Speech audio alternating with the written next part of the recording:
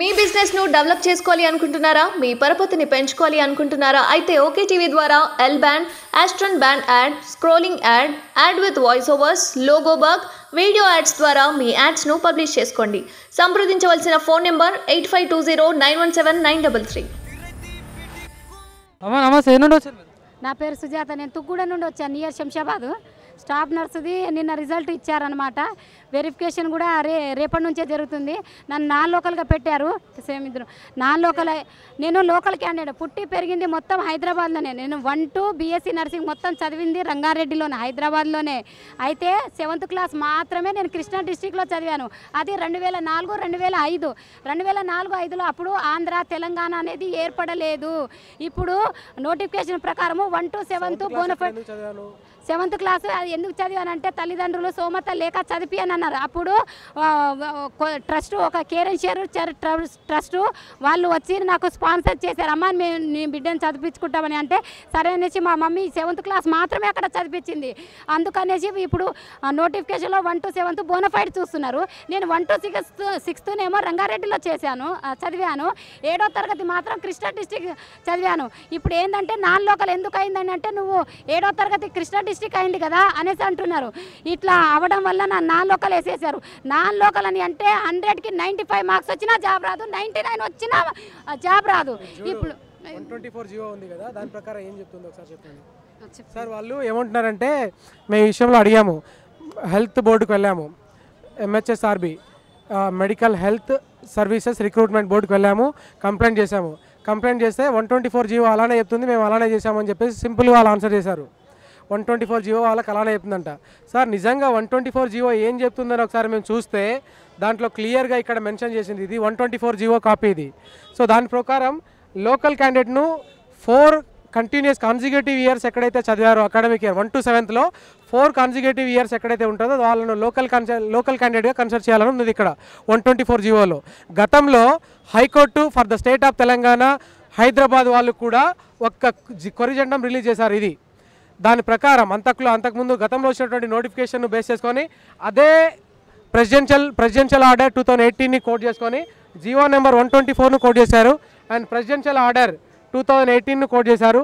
దీని ప్రకారం ఏముందంటే సార్ ఇక్కడ study certificate for 4 academic years from 4th to 7th classes ఏముందంటే certificate in respect of local candidates in terms of the presidential order 2018 study certificates for 4 academic years from 4th to 7th classes.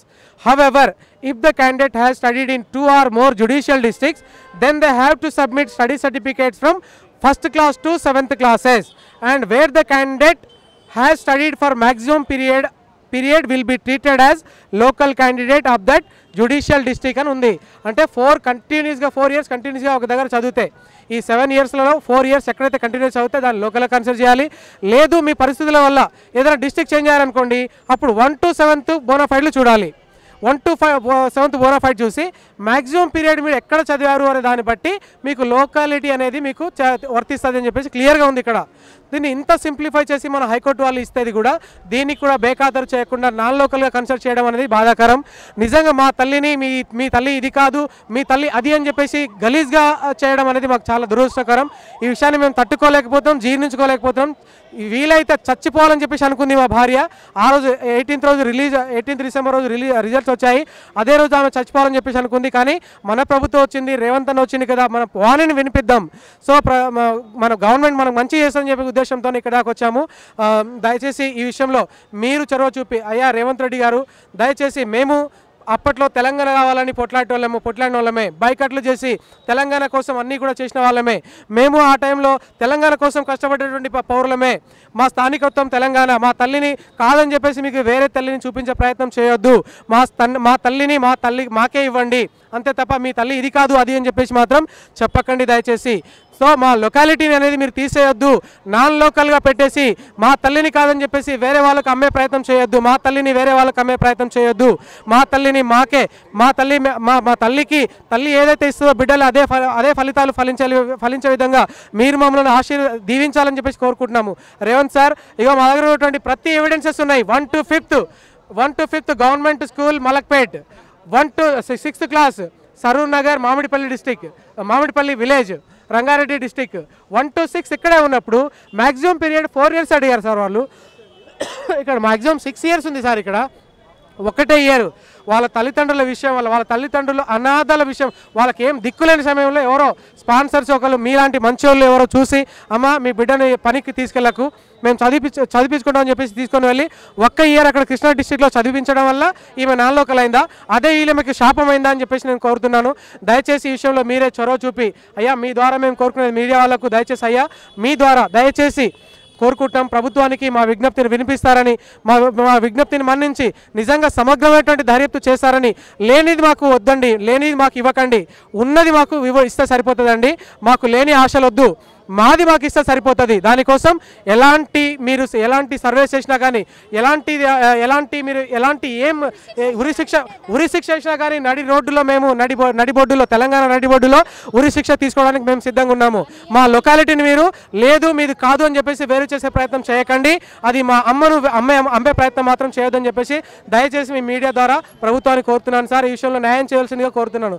Thank you sir, thank you very much. ఇప్పుడు మన educational board అయితే ఏదైతే ఉందో, మన high court ఇచ్చిన statement మీరు వాళ్ళకి చూపించడం జరిగిందా? అన్నీ చూపించాం సార్. మెడికల్ బోర్డుకు చూపించాము, MHSRB మెడికల్ బోర్డుకు చూపించాము. వాళ్ళు ఏమంటారంటే ఇక 124 జీవో ఏం చెప్తుంది అదే ఫాలో అవుతుందని చెప్పేసి అంటారు.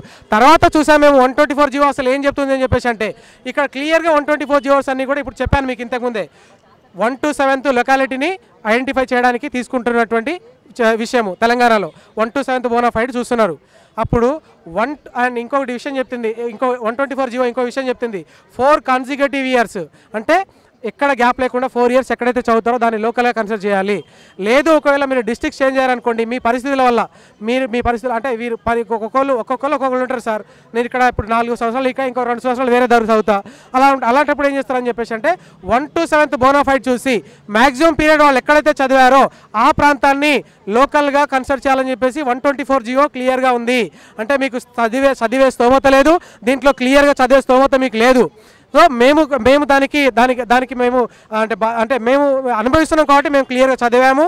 అండ్ మేము చదవడమే కాదు సార్, 2022లో high court for the state of Telangana ఒక కొరిజెండం రిలీజ్ చేసింది. అంతకుముందు వచ్చినటువంటి నోటిఫికేషన్ను కోట్ చేస్తూ జీవో నెంబర్ 124ను కోట్ చేస్తూ ప్రెసిడెన్షియల్ ఆర్డర్ 2018 కూడా ఇక్కడ మెన్షన్ చేస్తూ ఒక క్యాండిడేట్ లోకల్గా పరిగణించబడాలంటే 4th నుంచి 7th క్లాస్ బోనాఫైడ్ ఉండాలి. ఒకవేళ డిస్ట్రిక్ట్ చేంజ్ చేసి ఉంటే, ఒక్కటే దగ్గర చదవకపోయి ఉంటే అప్పుడు ఏం చేయాలని చెప్పేసి అంటే 1 to 7th బోనాఫైడ్ చూడాలి. మ్యాక్సిమం పీరియడ్ ఎక్కడైతే ఉందో వాడిని లోకల్గా కన్సిడర్ చేయాలని చెప్పేసి క్లియర్గా ఉంది ఇక్కడ దీంట్లో. సో హైకోర్టు ఇక్కడ క్లియర్గా ఉంది sir, high court for the state of Telangana Hyderabad అని చెప్పేసి క్లియర్గా ఉంది.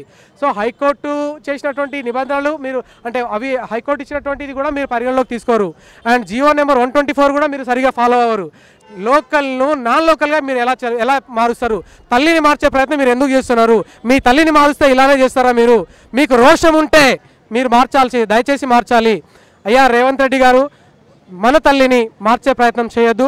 ఏదో కుట్ర ఉంది, గత ప్రభుత్వ పాలకుల కుట్ర కావచ్చు, మరి ఏదైనా కావచ్చు, కానీ ఈ ప్రభుత్వంలో కూడా అలాంటి అన్యాయాలు చూడదలుచుకోలేదు. దయచేసి ఈ చూసి మా గుండె భరించేంత గుండె ధైర్యం కూడా మాకు లేదు.